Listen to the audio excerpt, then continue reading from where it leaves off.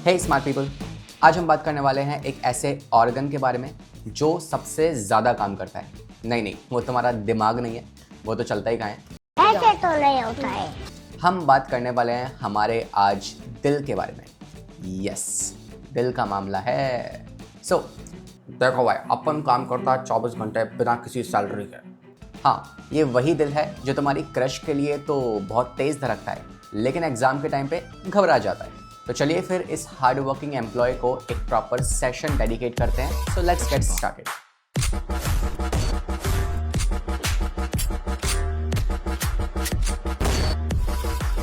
सो भाई, आज की हमारी इस मुलाकात में हमें बात करनी है circulatory system of the chapter, जो कि है हमारा लाइफ प्रोसेस। ठीक है, तो इसमें हम अभी तक न्यूट्रिशन कंप्लीट कर चुके हैं, हम बात कर चुके हैं हमारे टॉपिक के बारे में, जैसे कि रेस्पिरेशन। आज हमें स्टार्ट करना है हमारे दिल का मामला, जो कि है हम आपकी एनसीईआरटी को देख रहे होंगे। ठीक है, इसके अलावा हम पीवाईक्यूज़ भी लगाएंगे। प्रॉपर थ्योरी जो है वो तो हम हर बार कवर करते ही हैं, तो हम इस बार भी उसे कवर कर रहे होंगे। और एट लास्ट हम कुछ प्रैक्टिस क्वेश्चन के साथ, इंक्लूडिंग योर इंटेक्स क्वेश्चन, वो भी हम यहाँ पे कंप्लीट कर लेंगे। ठीक है, तो फिर एक काम करते हैं, क्यूट से, स्मॉल से, है ना, एक प्यारे से हार्ट के साथ हम हमारे इस सेशन को शुरुआत करते हैं। Let's get started. देखो, सबसे पहले हमें क्या पढ़ना है ना इसके अंदर, तो भाई हमारे बाबू भैया आ गए हैं, है ना, बोल रहे हैं कि देखो क्या क्या पढ़ना है रे, और ढंग से पढ़ना है जो पढ़ना है। ठीक है, बिकॉज ये सबसे ज़्यादा इंपॉर्टेंट है जिसमें से क्वेश्चन बन सकते हैं। अगर आप मुझसे पूछोगे कि भाई एक सवाल फॉर श्योर आएगा, तो वो इन चारों में से, जो कि न्यूट्रिशन, रेस्पिरेशन, सर्कुलेशन और एक्सक्रीशन में से क्या हो सकता है, तो वो है हमारा भाई सर्कुलेटरी सिस्टम। ठीक है, तो सर्कुलेटरी सिस्टम को हमें बड़े ध्यान से पढ़ना है, बिकॉज इसमें से एक क्वेश्चन तो फॉर श्योर आने ही वाला है। तो स्पेशली हमारे वाह भैया आए हैं बताने के लिए ये बात, है ना। चलो, तो भाई इसमें क्या क्या एस्पेक्ट्स हैं, हमें क्या क्या पढ़ना है इस टॉपिक के अंदर, एक बार उसे डिस्कस करते हैं। तो देखो, इसमें हमें ना 3 चीज़ें पढ़नी है। पहली चीज़ हमारे पास होने वाला है ब्लड। ठीक है, जो कि एक लिक्विड है जो हमारी बॉडी के अंदर फ्लो करता है। अब अगर कुछ फ्लो कर रहा है तो किसके थ्रू फ्लो कर रहा होगा, एक रास्ता भी तो होगा ना जिसके थ्रू वो फ्लो करेगा। तो वो रास्ता है, उसे आप कहते हैं ब्लड वेसल्स, ब्लड वेसल। ठीक है, जिसके थ्रू वो फ्लो करता है। और तीसरा, उसे फ्लो करवाने वाला कौन है ना, उसको फ्लो करवाने के लिए कौन कंट्रोल कर रहा है, तो वो है हमारा हार्ट, एक पंपिंग ऑर्गन। ठीक है, एक पंपिंग ऑर्गन। ठीक है, जैसे अगर हम बात करें स्विगी के बारे में, या अगर तुम स्विगी नहीं यूज़ करते तो हम जोमेटो की बात कर सकते हैं। अगर हम बात करें जोमेटो के बारे में, है ना, कोई स्पॉन्सर नहीं है, हम इतने बड़े नहीं है कि स्पॉन्सर हमें मिले अभी। सो वेल, इसमें क्या होता है कि एक मान लो आपके पास ये आपका घर है और ये एक रेस्टोरेंट है। ठीक है, ये एक रेस्टोरेंट है, या मान लो ये घर है आपका, या ये रेस्टोरेंट है मान लो। ठीक है, और ये हमारा होम है, होम स्वीट होम। ठीक है, या आप अपने होम में रह रहे हो। अब क्या हुआ, यहाँ से यहाँ तक जो डिलीवरी पार्टनर आपके लिए खाना लेके आएगा ना, आपने मान लो कुछ ऑर्डर किया और वो आपके घर में लेके आ रहा है, तो ये जो डिलीवरी पार्टनर है जो लेके आ रहा है वो कौन है, वो है आपका ब्लड, द लिक्विड। किस रास्ते से लेके आ रहा है, वो रास्ता है आपका ब्लड वेसल्स, ब्लड वेसल, जिस रास्ते से वो ला रहा है। और उसे कंट्रोल करने वाला कौन है, किसने भेजा उसको, कौन रिस्पॉन्सिबल है उसे भेजने के लिए या वापस बुलाने के लिए, वो है ये रेस्टोरेंट। रेस्टोरेंट कौन हो गया, हमारा हार्ट हो गया। ठीक है, रेस्टोरेंट कौन हो गया, हार्ट हो गया। तो ये होम क्या है, ये आपकी बॉडी है। ठीक है, या आपकी सेल्स हैं जहाँ तक उसे डिलीवर करना है, जहाँ तक उसको डिलीवर करना है। ठीक है, तो इस तरीके से आप समझ सकते हैं कि बेसिकली ये सर्कुलेटरी सिस्टम के 3 इंपॉर्टेंट एस्पेक्ट जो हमें आज पढ़ने हैं।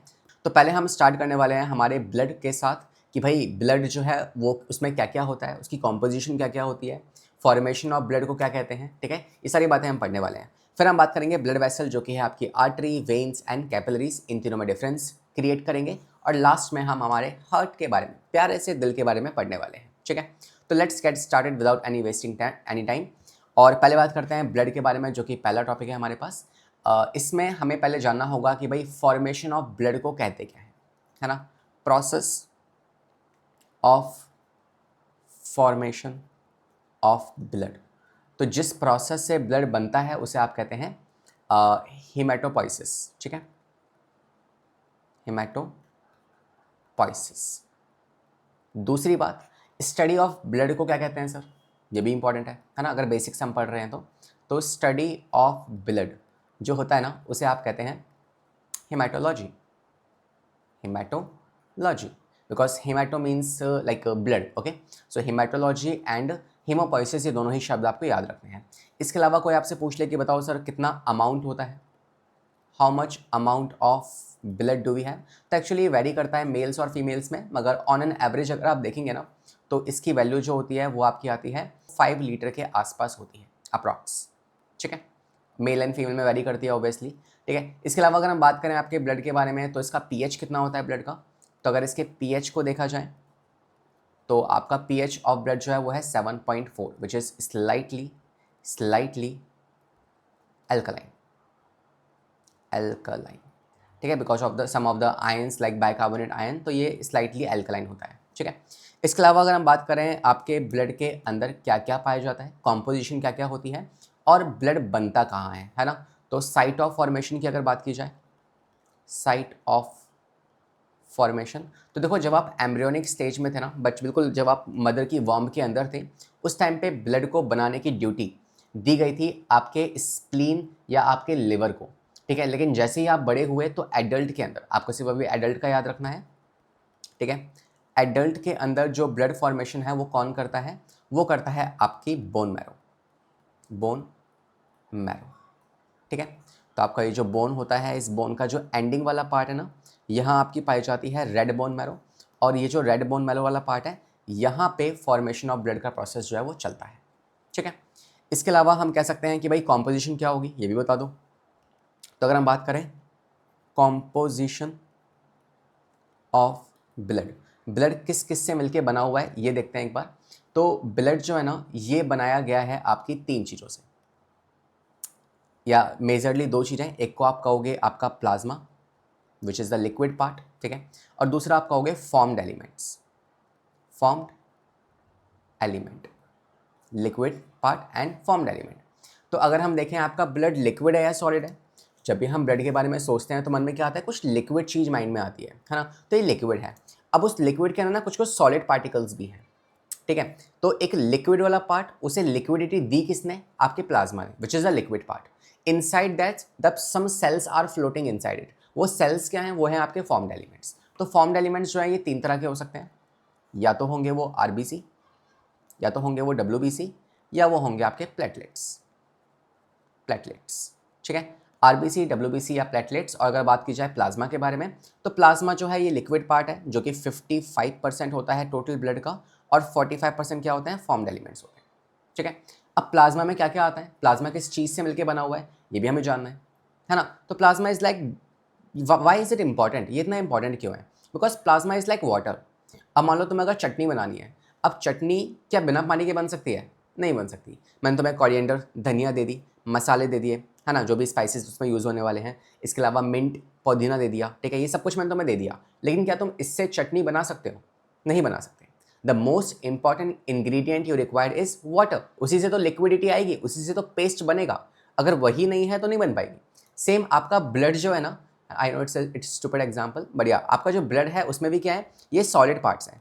ठीक है, जैसे मान लो ये हो गया धनिया, ये हो गया पुदीना, ये हो गए मसाले, लेकिन पानी चाहिए होगा, तो प्लाज्मा एक लिक्विड की तरह काम करता है जिसकी मदद से न्यूट्रिएंट्स जो हैं वो ट्रांसपोर्ट होंगे। ठीक है, अब एक काम करते हैं, पहले हम सीखते हैं कि भाई प्लाज्मा किस चीज़ से मिलकर बना हुआ है, what is the composition of plasma. तो अगर पहले जो कि है आपके फॉर्म्ड प्लाज्मा लिक्विडिटी पार्ट, तो उसकी बात की जाए तो प्लाज्मा की कॉम्पोजिशन पढ़ते हैं एक बार, कॉम्पोजिशन। लेकिन उससे पहले ये जान लो कि प्लाज्मा का कलर क्या होता है, बिकॉज उससे भी कई बार सवाल आते हैं। तो प्लाज्मा इज स्ट्रॉ या येलो कलर लिक्विड। ठीक है, तो इट्स लाइक स्ट्रॉ कलर होता है इसका। हालांकि मुझे पता है तुम्हारे मन में बहुत सारे सवाल होंगे कि सर स्ट्रॉ क्या होता है, स्ट्रॉ से तो हम पानी पीते हैं, ये कौन सा कलर नया इन्वेंट हो गया। तो भाई साइंटिस्ट देखो बहुत दिमागदार है ना, उनके अंदर बहुत दिमाग है, वो नई नई चीज़ें इन्वेंट करते रहते हैं। लेकिन हाँ देखो, स्ट्रॉ का एक मतलब होता है यहाँ पे, स्ट्रॉ जो होता है ना वो होती है आपकी सूखी हुई घास। ठीक है, उसका जो कलर होता है ना येलोइश ग्रीनिश टाइप का कलर, वैसा सा कलर होता है प्लाज्मा का। तो स्ट्रॉ कलर कह लो, है ना, ये पीने वाला स्ट्रॉ नहीं है, ये ग्रास वाला स्ट्रॉ है, और दूसरा येलोइश कलर। तो ऐसा ये लिक्विड है आपका। इसमें अगर हम बात करें कितना परसेंट है, 55% जो है आपके ब्लड का पोर्शन है ये। तीसरा कॉम्पोजिशन क्या है सर, है ना, कॉम्पोजिशन की अगर बात करें तो इसमें देखो 90% जो है ना वो आपका वाटर आता है, 90% वाटर। है ना। प्लाज्मा का 90% क्या है, वाटर है। मतलब मान लो अगर ये गिलास है और इसमें मैं आपसे पूछूं ये पूरा गिलास ना खून से भरा हुआ है, किसका खून है, तुम्हारे दोस्त का, ठीक है, तुम्हारा दोस्त है जो बहुत बदमाशी करता है, तुमने ऐसा खून निकाल दिया सारा का सारा। तो इस गिलास में क्या है कि बहुत सारा खून है, उसका 55%, मान लो यहाँ तक जो है 55% आएगा, तो ये हो गया 55% प्लाज्मा, और 45 क्या हो गया, ये हो गया 45%, ठीक है। अब 55 का भी 90%, तो मतलब इसका मेजॉरिटी ऑफ पार्ट जो क्या होगा वो होगा पानी, सिर्फ वाटर, और बाकी जो पोर्शन बच गया ना, यहाँ पे कुछ और चीज़ें आएंगी, वो क्या है आइए उसको देखते हैं। तो 90% तो वाटर हो गया, इसके अलावा आप कह सकते हैं कि इसके अंदर आपके एक तरीके से 9%, जीरो मतलब एक तरीके से 6 से 7%, 6 से 7% जो है इसमें आपके प्रोटीन्स आ जाएंगे, है ना। ब्लड के या प्लाज्मा के अंदर बहुत सारे इंपॉर्टेंट प्रोटीन्स होते हैं, उनके नाम हमें जानने हैं, तो वो प्रोटीन्स आ जाएंगे।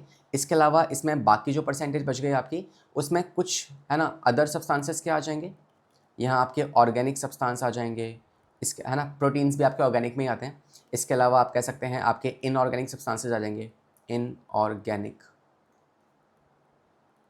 ठीक है, कुछ वेस्ट आ जाएंगी, ठीक है। इनऑर्गेनिक में क्या आएगा आपका, जैसे आपका NaCl हो गया, ठीक है, HCO3 हो गया, तो ये सब कुछ क्या है, ये आपके इनऑर्गेनिक कंपाउंड्स में आ जाएंगे, आपके आयंस आ जाएंगे, जैसे Na हो गया, K+ हो गया, Cl हो गया, ये सब चीज़ें यहाँ पे आ जाएंगी। ऑर्गेनिक में क्या आ जाएगा आपका, ग्लूकोज हो गया, है ना। न्यूट्रिएंट्स भी किस में ट्रांसफर होते हैं, आपके RBC के थ्रू या फिर आपके प्लाज्मा के थ्रू, प्लाज्मा के थ्रू, तो ग्लूकोज हो गया। इसके अलावा हेपेरिन जो कि एक तरह का एंटी कोएगुलेंट है। इसके अलावा आप कह सकते हैं कोलेस्ट्रॉल, कहते हैं ना ब्लड में कोलेस्ट्रॉल भर गया है, तो ब्लड में कहाँ पे, प्लाज्मा के अंदर होता है कोलेस्ट्रॉल, सो कोलेस्ट्रॉल हो गया, ठीक है। ये सब चीज़ें कहाँ पे आ जाएंगी, आपके इस ऑर्गेनिक सब्सटेंसेस में आ जाएंगी। डन है बॉस। तो ये हो गया प्लाज्मा के बारे में सारी बातें जो हमें जाननी थी वो हम कंप्लीट कर चुके हैं। आगे बढ़ते हैं, नेक्स्ट बात करते हैं फॉर्म्ड एलिमेंट्स को लेके, ठीक है। Let's talk about second which is formed elements. तो फॉर्म्ड एलिमेंट्स में अगर देखा जाए तो ये कितना है, ये आपका कुछ 45% होते हैं, और इसमें 3 चीज़ें आती हैं। हमें पहली चीज़ पढ़नी है जो कि है आपकी RBC, ठीक है। RBC की बात करते हैं। पहला RBC का साइंटिफिक नेम क्या होता है, इसे आप कहते हैं इरेथ्रोसाइट्स, इरेथ्रोसाइट, ठीक है। WBC को आप कहते हो ल्यूकोसाइट्स, और प्लेटलेट्स को आप कहते हो थ्रोम्बोसाइट्स। तो ये साइंटिफिक वर्ड्स भी आपको कहीं ना कहीं ध्यान रखने पड़ेंगे।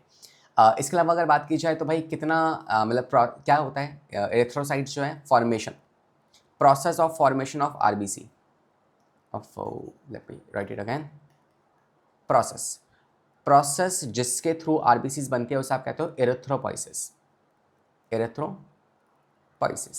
शेप क्या होती है आपकी RBC की, तो RBC जो है ना वो आपकी बाई कॉन्केव शेप की होती है, बाई कॉन्केव, और साथ में ये आपकी न्यूक्लिएटेड होती है, मतलब इसमें न्यूक्लियस नहीं पाया जाता ऑन मैच्योरिटी।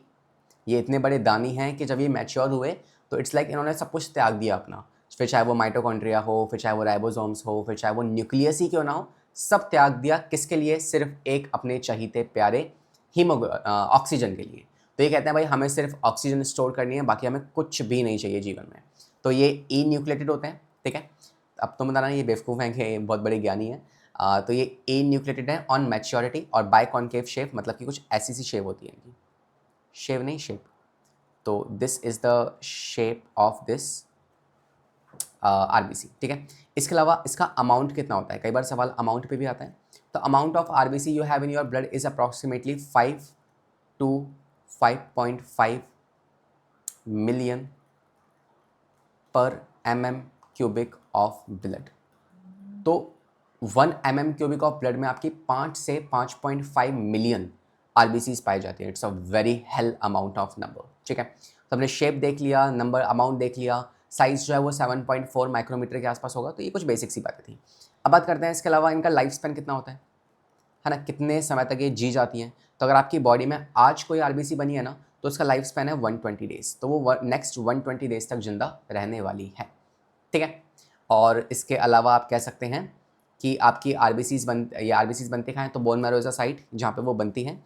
इसके अलावा RBCs का काउंट भी, इसके अलावा RBCs में क्या होता है, एक रेस्पिरेटरी पिगमेंट होता है, रेस्पिरेटरी पिगमेंट, जिसको आप क्या कहते हैं, that you called as haemoglobin, hemoglobin, and this hemoglobin is responsible to give red color to blood। तो यही है जो आपके ब्लड को रेड कलर प्रोवाइड करवाता है। and it's a respiratory pigment and it is also responsible to carry oxygen. It also carry oxygen. ठीक है, ये ऑक्सीजन कैरी करता है और इसके अलावा ये कितने अमाउंट में प्रेजेंट होगा, तो अप्रॉक्सीमेटली 12 to 15 ग्राम. ठीक है, 12 to 15 ग्राम पर 100 ml ऑफ ब्लड. तो 100 ml ऑफ ब्लड में आपका इतना अमाउंट ऑफ हीमोग्लोबिन पाया जाता है. ठीक है, तो यहाँ पे बात करते हैं हमारे नेक्स्ट के बारे में, जो कि है आपकी second part B, which is your WBC. WBC का साइंटिफिक नेम क्या होगा, इन्हें आप कहते हैं ल्यूकोसाइट्स. ल्यूकोसाइट्स. इसके अलावा सेम बात है, इनका अमाउंट कितना है ना, क्या साइज़ होता है इनका, और क्या शेप है इनकी. इसके अलावा कुछ खास बातें यहाँ पे नहीं है, बट हाँ टाइप्स ऑफ WBC हमें ज़रूर जाननी है. ठीक है, तो बात करते हैं सबसे पहले कि इनका अमाउंट कितना होता है. तो amount of WBC we have in the blood is approximately 6000 to 10,000 पर mm³ ऑफ ब्लड. ठीक है, शेप की बात की जाए तो कोई इनकी स्पेसिफिक शेप नहीं होती, they are of irregular shape. Irregular shape, कोई स्पेसिफिक शेप नहीं है इनकी आपकी बॉडी के अंदर. तीसरा अगर बात की जाए कि भाई ये कितना सर्वाइव कर जाती हैं, तो इनका लाइफ स्पैन जो है ना वो एक्चुअली वेरी करता है, बिकॉज हमारे पास डिफरेंट टाइप्स की WBC हैं, तो इनका लाइफ स्पैन भी वेरी करेगा, जो कि होता है 3 से 30 दिन के आसपास. ठीक है, अब हम बात करते हैं सबसे इंपॉर्टेंट, जो कि हैं आपके टाइप्स ऑफ WBC. तो अगर टाइप्स की बात की जाए ना, दिस इज़ वेरी इंपॉर्टेंट और ध्यान से सुनना.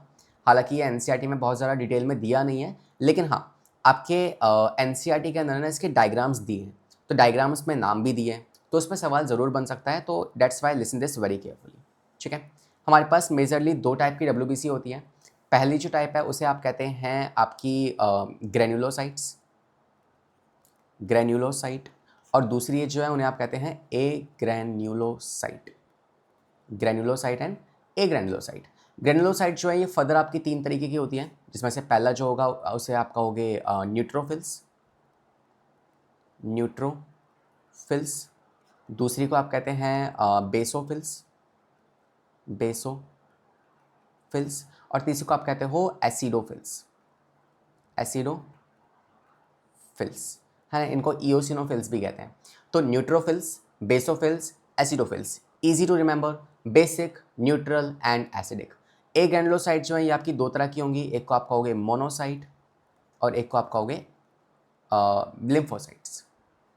Monocyte and lymphocyte. बात करें पहले किसके बारे में, न्यूट्रोफिल्स के बारे में, तो इनका शेप ऑफ न्यूक्लियस याद रखना है पहली चीज़ तो, और ये क्या कर सकती हैं वो आपको याद रखना है. तो न्यूट्रोफिल्स जो है ना ये एक ऐसी सेल है जिनके पास मल्टी लोब न्यूक्लियस होता है. मल्टी लोब न्यूक्लियस मतलब अगर मान लो ये एक WBC है जिसमें न्यूक्लियस कैसा होगा, न्यूक्लियस जो होने वाला है ना वो कुछ ऐसा सा होगा, एक लोब, दूसरा लोब, तीसरा लोब, चौथा लोब, पांचवा लोब. तो बहुत सारे जो लोब्स हैं इसका न्यूक्लियस तो एक ही है, लेकिन उस न्यूक्लियस के बहुत सारे क्या हैं, लोब्स पाए जाते हैं. तो it is a multi lobe nucleus. ठीक है, और ये क्या कर सकती है, it is having a property of phagocytosis. Phagocytosis मतलब ये ईटर सेल है, ये ना आपके पैथोजन या जो बाहर से बैक्टीरिया आ रहे हैं उन्हें खा जाएगी. ठीक है, बात करते हैं बेसोफिल्स के बारे में. तो इनके पास होता है S shape nucleus. S shape nucleus जो कि है ट्राइलोब. मतलब अगर मान लो अगर ये एक और WBC है जो कौन सी है, बेसोफिल्स, इसका न्यूक्लियस ना कुछ ऐसा सा होगा, 1 2 3. कितने लोब दिख रहे हैं, 3 लोब दिख रहे हैं. शेप क्या होगी, एस शेप. ठीक है, और ये क्या सिक्रीट करते हैं, ये सिक्रीट करते हैं आपकी बॉडी में heparin, histamine. Heparin, histamine.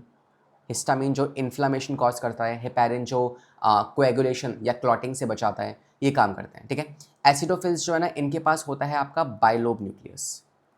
Bilobed nucleus, या जिसको आप हेडफोन शेप भी कह सकते हैं, बिकॉज ये कुछ ऐसा दिखेगा, है ये और ये देखो हेडफोन दिख रहा है ना.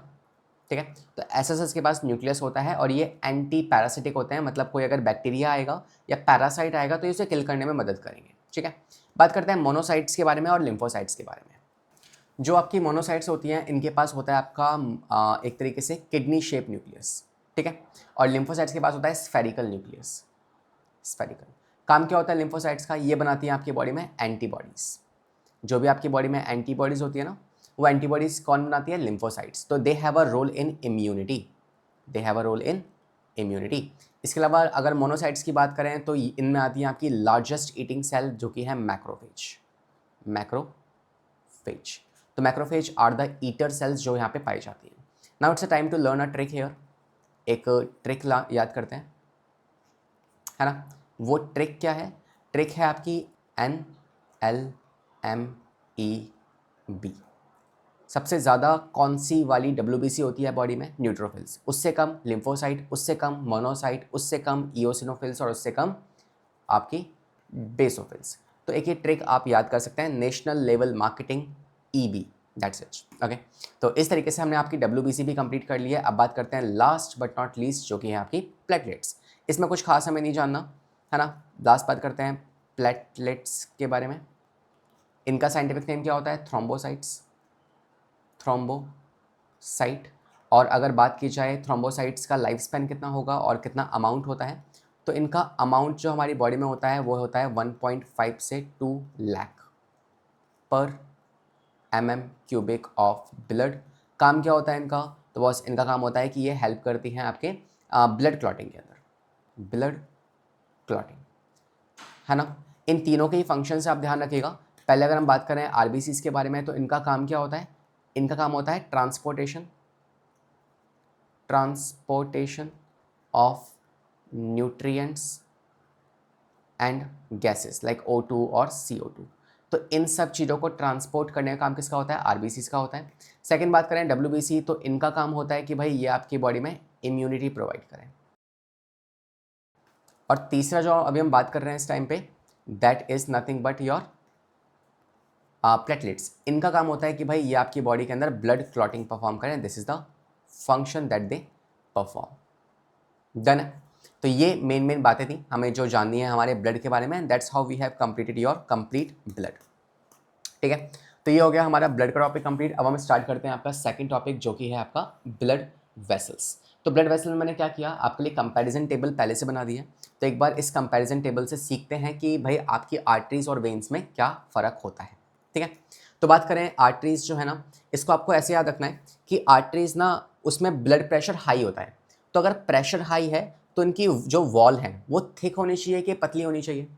ओबियसली अगर प्रेशर ज़्यादा है तो इनकी जो वॉल है वो मोटी होनी चाहिए ताकि वो प्रेशर को झेल सके और फटे ना। ठीक है, तो आर्टरीज में जो ब्लड वेसल्स की वॉल है वो कैसी होती है? थिक होती है। वहीं आपकी वेन्स में जो ब्लड वेसल्स की वॉल है वो कैसी होती है? थिन होती है।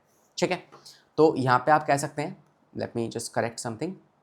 देखो पहले बात करते हैं आपकी आर्टरीज को लेके। तो आर्टरीज में बात करें तो ये ब्लड कहाँ से लेके आती है? तो देखो एक चीज़ तो है कि आर्टरीज के बारे में यूनिवर्सल ट्रुथ क्या है कि ये ऐसी ब्लड वेसल्स हैं जो ब्लड को हमेशा आपके हार्ट से दूर लेके जाएंगी, और वेन्स ब्लड को हमेशा पास लेके जाती हैं। तो पहला पॉइंट क्या हो गया यहाँ पे, आइए साथ साथ रीड करते हैं। तो ब्लड जो है ये कहाँ जाएंगी? आर्टरीज जो है ये ब्लड को पास लेके आएंगी, दूर लेके जाएंगी, और वेन्स जो है ये इसके पास लेके आएंगी। दूसरा point, they carry oxygenated except pulmonary artery. So सारी की सारी आर्टरीज जो है ना वो ऑक्सीजनेटेड ब्लड कैरी करती हैं, लेकिन एक्सेप्ट पल्मोनरी आर्टरी। ठीक है, और जो वेन्स हैं वो डीऑक्सीजनेटेड ब्लड कैरी करती हैं एक्सेप्ट पल्मोनरी वेन। इसको बस याद रख लो अभी। ठीक है, arteries oxygenated, veins deoxygenated. Exception क्या है? आर्टरी का एक्सेप्शन पल्मोनरी आर्टरी, वेन्स का एक्सेप्शन पल्मोनरी वेन। आर्टरीज जैसे मैंने आपको बताया कि इसमें प्रेशर हाई होता है, तो ब्लड वेसल्स कैसी होंगी? थिक होंगी, इनमें थिन होती हैं। आर्टरीज इलास्टिक हैं, कोलैप्स नहीं होती। वेन्स जो हैं वो आपकी इनइलास्टिक होती हैं। क्यों सर? बिकॉज देखो जब आप पल्स फील करते हैं ना, वो कहाँ फील होती है? आप देखो, आपको अगर सीखना है ना कैसे आप अपनी पल्स को फील कर सकते हो, तो अपने हाथ को उठाओ, थंब के जस्ट नीचे यहाँ पे जाओगे ना, यहाँ पे अपनी फिंगर को रखो, है ना, अपने हाथ को बिल्कुल ढीला छोड़ो। ठीक है, और इस तरीके से you will feel something a pulse. ठीक है, वो जो पल्स आपको फील हो रही है वो क्या है? वो आर्टरीज हैं कि वेन्स हैं? वो आर्टरीज हैं। तो आर्टरीज में जब ब्लड फ्लो करता है ना, तो उसके फ्लो करने की वजह से एक प्रेशर लगता है वॉल्स पे, और वॉल्स इलास्टिक होती हैं, इसलिए वो ऐसे बीट कर पाती हैं। That is why the arteries are elastic in nature. ठीक है, नेक्स्ट बात करते हैं कि अगर देखो प्रेशर हाई है तो वॉल्यूम कम होगी या ज़्यादा होगी? वॉल्यूम कम होगी, तो they have a narrow lumen, they have a narrow lumen. और वेन्स के पास ल्यूमन बड़ा होता है। ठीक है, इसके अलावा वेल्स जो है ना वो आपकी आर्टरीज में नहीं होती हैं, लेकिन आपके वेल्स वेन में होती हैं। कैसे याद रखोगे? V for vein, V for veins. ठीक है, तो वेन्स में वेल्स पाई जाती हैं बिकॉज प्रेशर कम है, तो ब्लड जो फ्लो कर रहा है ऊपर वो वापस नीचे आ सकता है। प्रेशर कम है इसलिए जो ब्लड दूर ऊपर जा रहा है वो नीचे आ सकता है, तो बचाने के लिए बीच में क्या पाई जाती हैं? वेल्स पाई जाती हैं जो उसको सपोर्ट करेंगी। ठीक है, नीचे नहीं आने देंगी। और लास्ट बात करें तो आर्टरीज जो है वो कहीं कहीं ब्राइट कलर की, रेड कलर की दिखती है, और वहीं पे आपकी वेन्स जो हैं वो डार्किश ब्लू कलर की दिखती हैं आपकी बॉडी के अंदर। और आपको पता है आर्टरीज में प्रेशर से ब्लड फ्लो कर रहा है, तो कहीं पे अगर कट लगा तो blood is flowing with jerk. ठीक है, और वहीं वेन्स में जो है वो ब्लड यूनिफॉर्मली फ्लो कर रहा है, कोई जर्क या कोई प्रेशर वहाँ पे नहीं होता। फाइन, तो ये सारे पॉइंट्स हमने आपकी आर्टरीज और वेन्स के बारे में पढ़ लिए हैं। इस टेबल को आप सेम कॉपी में बनाएंगे। पहले एक बार इस नोट्स में से आप देखिए, याद कीजिए, और फिर बिना देखे अपनी कॉपी में टेबल बना के इसको लिखने का ट्राई करना है। So that is your homework कि आप इसे खुद से एक बार ट्राई ज़रूर करेंगे। ठीक है, आगे बढ़ते हैं, नेक्स्ट बात करते हैं। तो ये डायग्राम भी आप देख लो। अब आप मुझे खुद बताओ कि इनमें से कौन सी आर्टरी कौन सी वेन। देखो यहाँ पे जो ल्यूमन है अंदर का स्पेस कम है, सो वी कैन से लो या नैरो ल्यूमन। ल्यूमन मतलब स्पेस। ठीक है, प्रेशर कैसा है? हाई है। प्रेशर कैसा है? हाई है। और आप कह सकते हैं कि इसमें वॉल्स जो हैं वो कैसी हैं? थिक है। वॉल्स जो हैं वो थिक हैं। वहीं वेन्स में क्या सीन है कि इसका ल्यूमन तो ब्रॉड है, ब्रॉड ल्यूमन, लेकिन प्रेशर कैसा है? कम है। और प्रेशर कम है तो वॉल थिक होंगी या थिन होंगी? थिन होंगी। तो इनकी जो वॉल है वो कैसी है? थिन है। तो ये पॉइंट्स हमने यहाँ पे पढ़ लिया है। और कैपिलरीज जो है ये कैसे बनती है? देखो आपकी यहाँ पे आर्टरीज आ रही है, आर्टरीज ने डिवाइड किया, कैपिलरीज को बनाया, कैपिलरीज ने वापस ज्वाइन करके आपकी वेन्स को बना दिया। And capillary is that site जहाँ पे एक्सचेंज होता है, एक्सचेंज ऑफ न्यूट्रिएंट्स। किसके थ्रू होगा? कैपिलरीज के थ्रू होने वाला है। ये बातें भी आपको ध्यान रखनी है। ठीक है, आगे बढ़ते हैं। अब हमें बात करनी है एवोल्यूशन ऑफ हार्ट के बारे में, कि हार्ट कैसे इवॉल्व हुआ, है ना। अगर आप मुझसे पूछेंगे कि भाई स्टार्टिंग से एंड तक देखा जाए तो आपकी स्टार्टिंग के अंदर आपकी फिशेज़ आई थी सबसे पहले इस दुनिया में। फिशेज़ के बाद कौन आया? आपके एम्फीबियंस आए, फिर रेप्टाइल, फिर बर्ड्स, फिर मैमल्स। तो ये जो एवोल्यूशन हुआ, ये एवोल्यूशन कैसे हुआ हमें ये जानना है।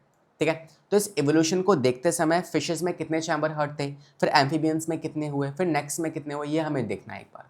तो हार्ट इन फिशेज से अगर बात करें तो इसमें दो बातें ध्यान रखना कि फिशेज में जो हार्ट होता है ना वो 2 चैम्बर होता है, 2 चैम्बर हार्ट। ठीक है, इसके अलावा फिशेज में जो हार्ट है उसे आप वीनस हार्ट भी कहते हैं।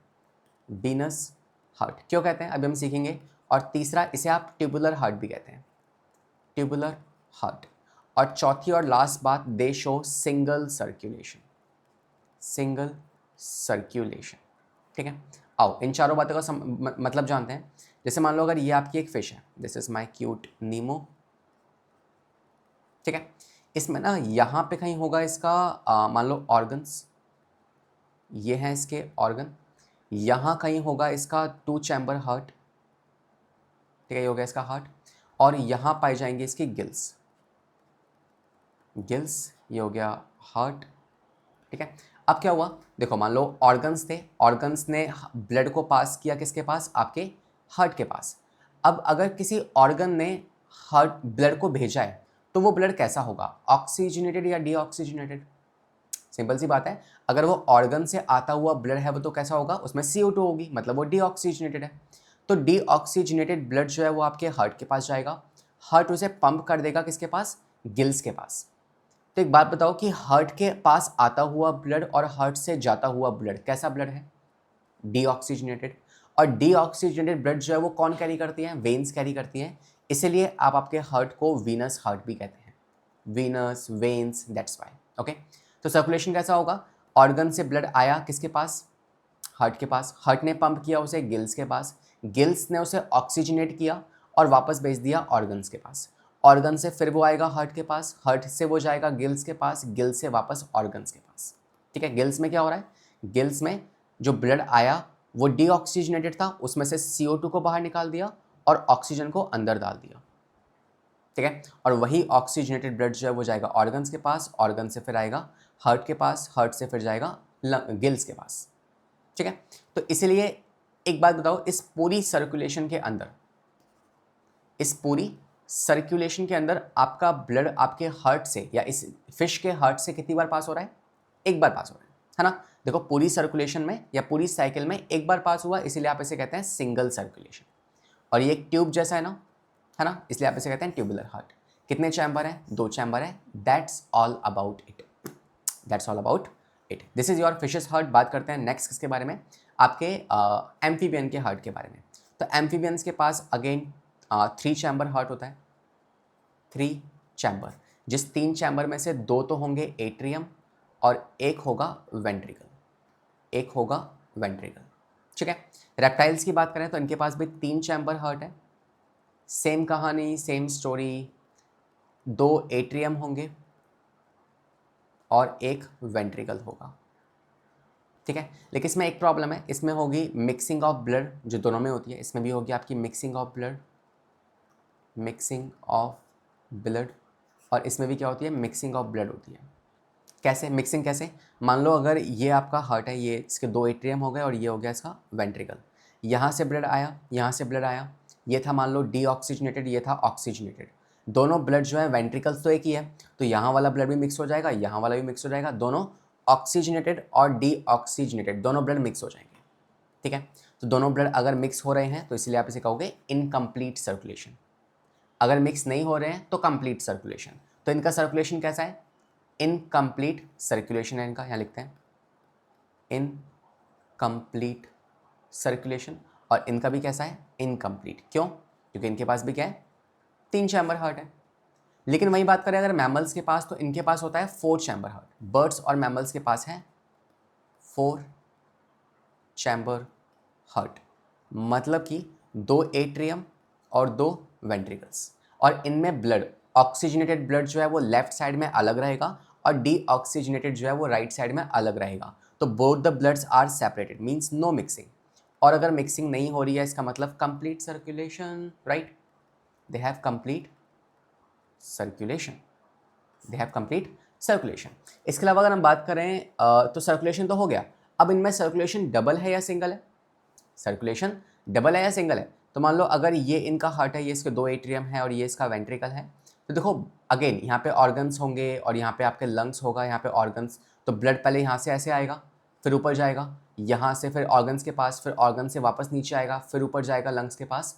तो एक साइकिल में लंग्स से स्टार्ट करो और लंग्स के पास वापस आओ, तो कितनी बार ब्लड पास हुआ? 2 बार पास हुआ। इसीलिए इसे कहेंगे आप डबल सर्कुलेशन। इसीलिए आप इसे कहेंगे double circulation. They have double circulation. They also have double circulation and they also have double circulation. आया समझ में? इन दोनों के ही पास क्या होती है? डबल सर्कुलेशन पाई जाती है। यहाँ पे आपको मैंने देखो एक एरो बनाया है, जब मैंने कुछ छोड़ दिया, एक बार इसे कंप्लीट करते हैं। रेप्टाइल्स में वैसे तो 3 चैम्बर हार्ट है, ठीक है, इनकम्प्लीट सर्कुलेशन है, डबल सर्कुलेशन है, लेकिन इसमें ना एक एक्सेप्शन भी है। यहाँ एक्सेप्शन आते हैं आपके क्रोकोडाइल्स। क्रोकोडाइल्स कह लो, एलिगेटर्स कह लो, है ना। इंडिया में क्रोकोडाइल्स और एलिगेटर्स नहीं पाए जाते हैं, इंडिया में पाए जाते हैं घड़ियाल, ठीक है। तो ये जो है ना, ये जो है आपके क्रोकोडाइल्स और एलिगेटर, ये है तो रेप्टाइल्स, मगर स्टिल इनके पास क्या है? 4 चैम्बर हार्ट पाया जाएगा। They still have 4 chamber heart. Done है? तो भाई ठीक है, हमने जो भी अभी तक सीखा एक बार उसे रिवाइज मारते हैं। Let's complete this with the help of this table, है ना। आप मेरे साथ साथ मेरी मदद करेंगे इसको फिल करने में। पहला बताओ, फिशेस में कितना चैम्बर हार्ट है? तो हम जानते हैं 2 चैम्बर हार्ट है। कितने एट्रियम? 1 एट्रियम। कितने वेंट्रिकल? 1 वेंट्रिकल। सर्कुलेशन कैसा है इसके अंदर? सर्कुलेशन है सर आपका एक तरीके से सिंगल सर्कुलेशन, सिंगल, और साथ में अगेन इनकम्प्लीट, कंप्लीट तो कुछ कह ही नहीं सकते, तो इसको छोड़ सकते हो, ठीक है। Single circulation. एम्फीबियंस की बात करते हैं, कितने चैम्बर हार्ट है? 3 चैम्बर। कितने एट्रियम? 2 एट्रियम। कितने वेंट्रिकल? 1 वेंट्रिकल। और सर्कुलेशन कैसा है इसमें? डबल, लेकिन incomplete because of the mixing of blood, ठीक है। तीसरा रेप्टाइल्स की बात करें तो रेप्टाइल्स में भी आपका 3 चैम्बर हार्ट है, 2 एट्रियम, 1 वेंट्रिकल, और इसमें भी क्या है? Double circulation plus incomplete circulation. Amphibians, crocodile, अब मैंने आपसे कहा ना एक्सेप्शन है यहाँ पे, क्रोकोडाइल्स आर द एक्सेप्शंस। तो मैमल्स में कितना होता है? 4 चैम्बर हार्ट, 2 एट्रियम, 2 वेंट्रिकल्स, और डबल है, लेकिन लेकिन लेकिन इस बार कंप्लीट सर्कुलेशन है। Complete circulation. आया समझ में? क्लियर है ये? कोई डाउट नहीं है ना इसमें? गुड। यहाँ पे एक चीज़ ध्यान रखना कि फिशेस जो है ना वो कौन है? फिशेस तो फिशेस है, लेकिन वो है कौन? तो फिशेस जो है ना वो आपकी होती हैं कोल्ड ब्लडेड एनिमल्स। मतलब ये अपने इंटरनल टेम्परेचर को ना मेंटेन नहीं कर सकते with respect to their surrounding, तो they are cold blooded animals. Amphibians भी क्या है आपके? Cold blooded. रेप्टाइल्स भी क्या है आपके? Cold blooded. लेकिन जो आपके मैमल्स और बर्ड्स है ना, इनमें से क्रोकोडाइल छोड़ दो, बर्ड्स और मैमल्स जो है ना ये आपके कैसे हैं? Warm blooded. ठीक है। अब क्या सर इसमें कोई रिलेशन है चैम्बर्स ऑफ हार्ट का और उस ऑर्गेनिज्म का कोल्ड या फिर वार्म ब्लडेड होने में? यस, एक रिलेशन है। देखो, आपको पता है कि बर्ड्स और मैमल्स में ना ऑक्सीजनेटेड और डीऑक्सीजनेटेड दोनों ही ब्लड सेपरेट रहते हैं। अब दोनों ब्लड अगर सेपरेट है तो ज़्यादा से ज़्यादा जो ऑक्सीजनेटेड ब्लड है वो ऑर्गन्स तक ऑक्सीजन पहुंचा पाएगा। अब अगर ऑर्गन्स को या सेल्स को या टिश्यू को ऑक्सीजन मिल रही होगी तो वो रेस्पिरेशन कर पाएंगे और ज़्यादा एनर्जी बना पाएंगे। तो पहले एक बात बताओ कि इन तीनों में या इसमें, इनमें से किस में ज़्यादा एनर्जी बनेगी? तो they will be having more energy because ज़्यादा रेस्पिरेशन हो रहा है, बिकॉज ज़्यादा ऑक्सीजन डिलीवर हो पा रही है, और इनमें कम एनर्जी बनेगी। अब एक ऑर्गेनिज्म अपनी मेजॉरिटी ऑफ जो एनर्जी है उसको वो अपने मेटाबॉलिज्म में यूज़ करता है, लाइफ प्रोसेस के अंदर। ठीक है, न्यूट्रिएंट्स में, रेस्पिरेशन में, इन सब में यूज़ करता है या अपनी ग्रोथ में यूज़ करता है। तो जो एम्फीबियंस या रेप्टाइल्स या फिशेज हैं इनमें पहले ही कम एनर्जी है। अब अगर वो इस एनर्जी को अपने बॉडी के टेम्परेचर मेंटेन करने में यूज़ करेंगे तो वो तो मर जाएंगे, क्योंकि उनमें बाकी एनर्जी बचेगी नहीं अपने और प्रोसेस करने के लिए। इसीलिए जो आपके ये जो एम्फीबियन फिशेज रेप्टाइल्स हैं ये अपनी एनर्जी खर्च नहीं करते अपने टेम्परेचर को मेंटेन करने में, बाकायदा ये अपनी एनर्जी को इस्तेमाल करते हैं अपने प्रोसेस को चलाने में, लाइफ प्रोसेस, ग्रोथ करने में, रिप्रोडक्शन में, उनमें इस्तेमाल करते हैं। लेकिन मैमल्स और बर्ड्स में बहुत सारी एनर्जी बन रही है, तो कुछ पोर्शन ऑफ एनर्जी जो है वो होम्योस्टैसिस को भी जा सकता है। Homeostasis, I know it's a very big word for you, what is this homeostasis? तो एक्चुअली ये वही है, टेम्परेचर को मेंटेन करना, है ना। आप जानते हैं ह्यूमंस जो है वो आपके अंटार्कटिका में पाए जाएंगे, बर्फ़ वाले इलाके में, वो आपके डेजर्ट में भी पाए जाएंगे, आपके ट्रॉपिकल फॉरेस्ट में भी पाए जाएंगे, बिकॉज वो अपने बॉडी के टेम्परेचर को बाहर के साथ चेंज नहीं करते, वो उसे मेंटेन कर सकते हैं। लेकिन बाकी एनिमल मेंटेन नहीं कर पाते और वो मर जाएंगे।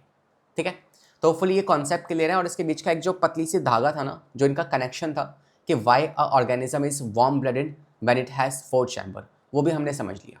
4 चैम्बर है मतलब कि दोनों ब्लड सेपरेट हैं, दोनों ब्लड सेपरेट है ना, मतलब ज़्यादा ऑक्सीजन डिलीवर हो पाएगी, ज़्यादा एनर्जी बन पाएगी और उस एनर्जी से वो होम्योस्टैसिस परफॉर्म कर पाएंगे। ठीक है, चलो भाई ये भी हो गया हमारा। अब आते हैं हम प्यारे ह्यूमन हार्ट की तरफ। हम अपने ह्यूमन हार्ट की अब बात करने वाले हैं। ठीक है भाई, स्टार्ट करते हैं हमारे ह्यूमन हार्ट के साथ। तो हम बात करेंगे हमारे प्यारे से एक ह्यूमन हार्ट को लेके। और इस हार्ट में अगर हम बात करें तो भाई लोकेशन क्या है आपके हार्ट की? जिस जगह पे आपका हार्ट प्रेजेंट है उसे आप कहते हैं मेडिएस्टिनम कैविटी। क्या कहते हैं?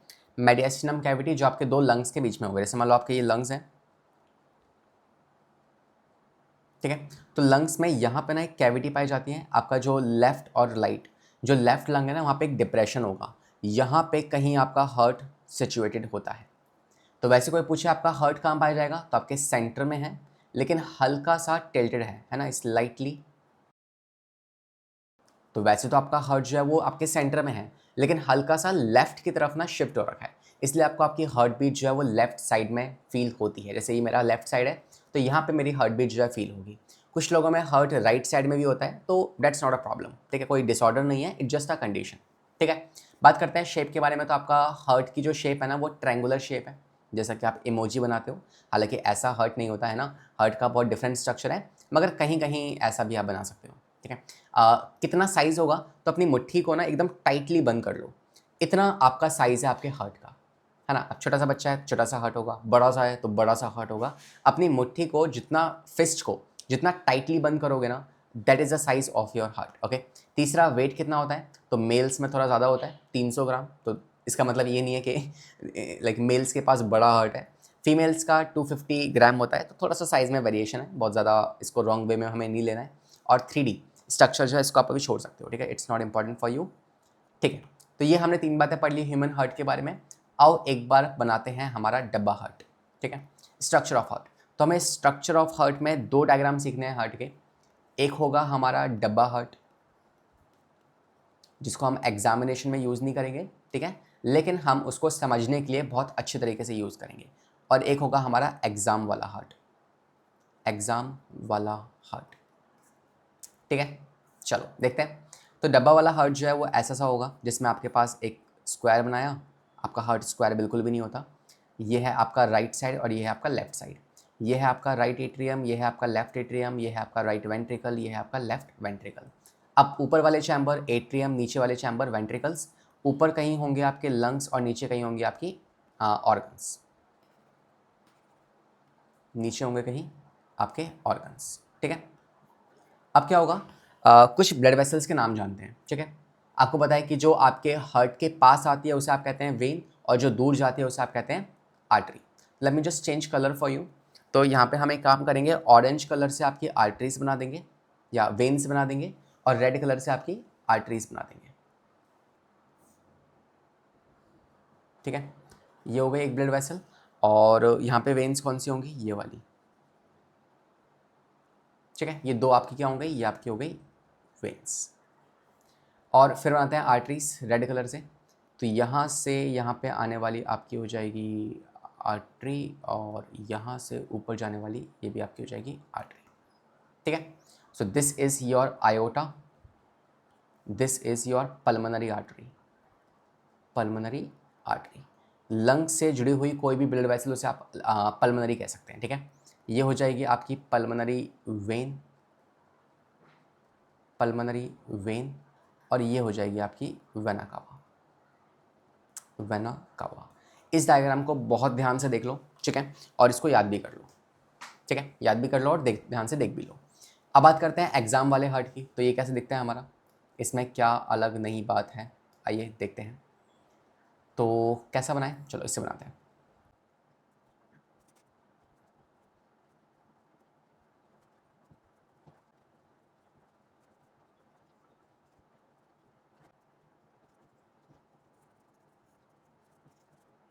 ठीक है भाई, तो ये है हमारा हार्ट। इसमें अगर हम बात करें तो ये देखो, इन दोनों में हार्ट, इन दोनों डायग्राम में ना थोड़ा सा डिफरेंस है, वो आपको ध्यान रखना है। कि पहली बात तो देखो ये सेम है कि ये आपका लेफ्ट राइट वेंट्रिकल हो गया, ये हो गया आपका लेफ्ट वेंट्रिकल, ये हो गया right atrium, right left atrium, और ये हो गया आपका राइट एट्रियम, ठीक है। ये आपकी है राइट साइड, ये है आपकी लेफ्ट साइड, ठीक है।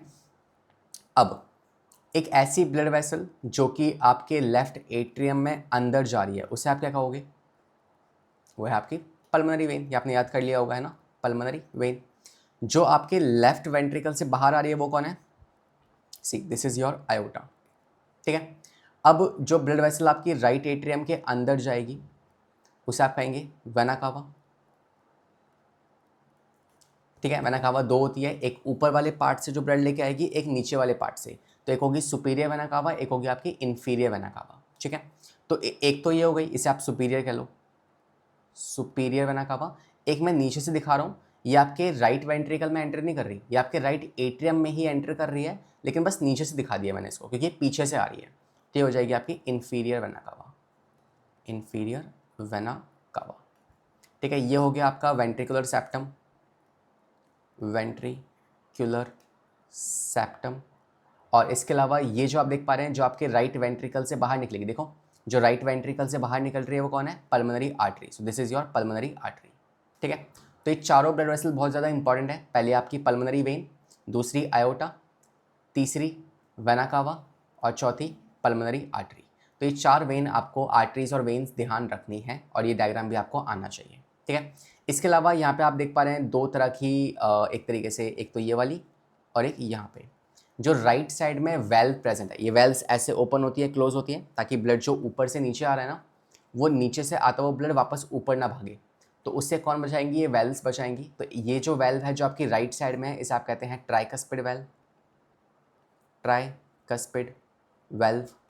और जो राइट साइड, लेफ्ट साइड में है ना, जो लेफ्ट एट्रियम और इसके बीच में है, लेफ्ट वेंट्रिकल के बीच में, बाइकस्पिड वेल्व होपफुली ये डायग्राम आपको समझ में आ गया होगा, थोड़ा सा मैशअप सा है लेकिन आप इसको ध्यान से देख लीजिएगा, ठीक है। आगे बढ़ते हैं, और ये हमारा प्यारा सा जो बुक में दिया हुआ है उस डायग्राम की डायग्रामेटिकल रिप्रेजेंटेशन है, तो एक बार इसको भी सीख लेते हैं। ये देखो, ये जो ब्लू कलर से ये आपका है, आपका कौन सा वाला पार्ट है, this is your right side, right atrium, this is your left atrium. Right atrium में जो ब्लड आया वो नीचे जाएगा, नीचे से फिर कहाँ जाएगा, यहाँ पे ऐसे बाहर निकल जाएगा, किसके थ्रू, पल्मोनरी आर्टरी के थ्रू, ठीक है। यहाँ से अंदर कौन लेके आएंगे इसको, पल्मोनरी वेन लेके आएंगी, है ना। आती हुई कौन है, वेन है, जाती हुई कौन है, आर्टरीज हैं। तो ये आया अंदर, लेफ्ट एट्रियम में आया, लेफ्ट एट्रियम से आपके लेफ्ट वेंट्रिकल, और लेफ्ट वेंट्रिकल से तो कैसे बाहर निकला, ऐसे ऊपर बाहर निकला, तो ये है आपकी आयोटा, है ना। हमने कहाँ देखा था, हमने ये वाली देखी थी, ये रही रेड कलर से जो जा रही है, ये जो है ना, ये वाली पीछे से घूम के ऐसे जाएगी, वापस आएगी। सो this is your iota, done है। चलो भाई, ये हो गया। इसके अलावा वेल्व्स देख लो एक बार, यहाँ पे जो वेल्व है ये वाली और ये है ट्राइकस्पिड, और यहाँ जो है ये वाली और ये वाली बाइकस्पिड, ठीक है। इसके अलावा यहाँ से जो अंदर आ रही है वो है आपकी वेना कावा, और ऊपर से जो यहाँ से अंदर आ रही है वो है आपकी पल्मोनरी वेन। जो बाहर जा रही है वो कौन है, इसकी दो ब्रांचेस बढ़ जाएंगी, लेफ्ट और राइट, दिस इज योर आपकी आर्टरी, पल्मोनरी आर्टरी, ठीक है। ये भी हो गया। एक बार और डायग्राम देखते हैं इसका बेटर समझने के लिए, थोड़ा 3D टाइप में, ठीक है। ये जो बाहर निकल रही है और जो दो ब्रांचेस में बढ़ गई है, एक ये वाली और एक ये वाली, ये कौन है, ये है आपकी pulmonary artery, this is your pulmonary artery, this one pulmonary artery. इसके अलावा अगर हम बात करें, जो यहाँ से ऊपर जाएगी ऐसे और लूप बनाएगी, ये होगी आपकी, ये हो जाएगी आपकी आयोटा। जो एंटर कर रही है वो कौन है, वो है आपकी पल्मोनरी वेन, और जो यहाँ से एंटर कर रही है वो कौन है, वो है आपकी वेना कावा। और एक वेना कावा नीचे से आ रही है ना, देखो ये एक्चुअली कहाँ ओपन हो रही है, इस राइट एट्रियम के अंदर ही, तो इसे आप कहोगे inferior vena cava, inferior vena cava, done है। तो ये भी हमने यहाँ पे पढ़ लिया है। और इसके अलावा अगर हम बात करें, ये आपकी वेल्व्स थी, ट्राइकस्पिड और बाइकस्पिड। बाइकस्पिड में आपके सिर्फ 2 ही कर्व्स होते हैं और ट्राइकस्पिड में आपके 3 होते हैं, ये भी हम जान चुके हैं। और अगर आप ऊपर से देखोगे तो आपका हार्ट में ना ऐसे कुछ दिखेगा, ये देखो, ये आप देख पा रहे हैं कुछ येलो कलर का फैट। तो एक्चुअली ये फैट यहाँ क्यों प्रेजेंट है, ताकि ये आपके जो शॉक है ना उनको एब्जॉर्ब कर सके, बिकॉज आपका ब्रेन आपके हार्ट के पास ना कुछ इलेक्ट्रिकल इम्पल्स भेजता है, तो उन इलेक्ट्रिकल इम्पल्स ज़्यादा आपकी मसल्स को हर्ट ना करें, इसलिए फैट एब्जॉर्प्शन वहाँ पे हो जाता है, ठीक है। मतलब फैट प्रेजेंट है जो कि शॉक एब्जॉर्प्शन करेगा। इसके अलावा आपका लेफ्ट वेंट्रिकल जो है ना वो सबसे ज़्यादा थिक होता है, बिकॉज यहीं से आयोटा बाहर आएगी जो आपके ऑर्गन्स तक ब्लड डिलीवर करेगी। So it is the thickest chamber, जो आप याद रख सकते हैं, ठीक है। So left ventricle is thickest chamber, thickest chamber, ठीक है। इसके अलावा अगर हम और आगे बात करें तो अब आपका एक कॉन्सेप्ट आता है जिसे आप कहते हैं double circulation. What we will do, we will study this double circulation in the next particular session, because अगर इसमें किया ना तो ये सेशन बहुत लंबा हो जाएगा, and I don't want you guys to be so like एक टॉपिक में सब कुछ ही पढ़ लिया, ऐसा भी नहीं करना, सब कुछ समझते हुए में चलना है। तो हम अगली मुलाकात स्टार्ट करेंगे हमारे डबल सर्कुलेशन और प्लांट्स में सर्कुलेशन कैसा होता है उसके साथ, ठीक है। फिर हम इस टॉपिक पे काफ़ी सारे क्वेश्चंस लगा लेंगे और इस तरीके से हमारा ये टॉपिक कंप्लीट हो जाएगा। तो आज को इसे यहीं एंड करते हैं, ठीक है। हमें लिम्फेटिक सिस्टम समझना है और हमें बात करनी है आपके डबल सर्कुलेशन के बारे में हमारे नेक्स्ट क्लास के अंदर, ठीक है। तो as of now let's practice some questions for this session. तो पहला आपके पास है, in which chamber the human heart blood is low in oxygen. तो राइट साइड या लेफ्ट साइड, सोचो, राइट साइड या लेफ्ट साइड। लेफ्ट साइड में आपका ऑक्सीजनेटेड ब्लड है और राइट साइड में आपका डीऑक्सीजनेटेड ब्लड है। तो अगर राइट साइड में आपका डीऑक्सीजनेटेड ब्लड है, डीऑक्सीजनेटेड, तो इसमें ऑक्सीजन कम होगी, मतलब आंसर क्या होगा, both A and B is the answer for this. Next question देखते हैं, कह रहा है identify the function of part D. तो आपको डी पार्ट के फंक्शंस आइडेंटिफाई करने हैं। डी है कहाँ, ये रहा। और डी होता क्या है आपको, यस, डी कौन है, आपकी वेना कावा, वेना कावा। क्या फंक्शन होता है, prevent the blood flow from posterior part to the entry of the heart, या collect the blood from posterior part. Posterior मतलब अपर पार्ट, तो क्या ये आपके अपर पार्ट से ब्लड लेके आएगी, जी हाँ, दिस इज द फंक्शन, ठीक है। क्या ये सप्लाई करेगी, नहीं, सप्लाई कौन करेगी, आपकी पल्मोनरी आर्टरी, है ना, जो बाहर निकलेगी आपके हार्ट से वो सप्लाई करेगी, this is not supplying, right. This is the answer for this. Next assertion reasoning, lymph हमने अभी नहीं पढ़ा है, लिम्फ आप छोड़ सकते हो।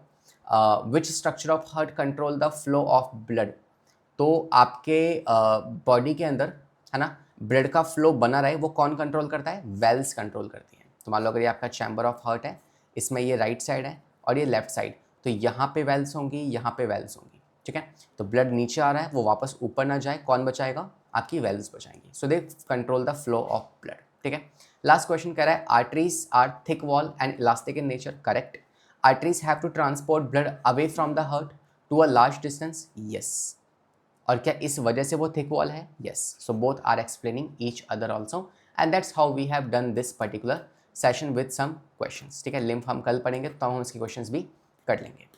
Fine. So this is for the class what we have discuss for like today, and hopefully you enjoy this one also. तो आज हमने सर्कुलेटरी सिस्टम कंप्लीट किया एंड इस पर कुछ क्वेश्चंस लगाए, थोड़ा सा पार्ट बच गया, वो हम हमारे नेक्स्ट वाले सेशन में कंप्लीट कर लेंगे। That's for the class, see you, bye bye, take care, पढ़ाई करते रहें, सेफ रहें, and if you have any suggestion for us please let us know in the comment section. Bye bye.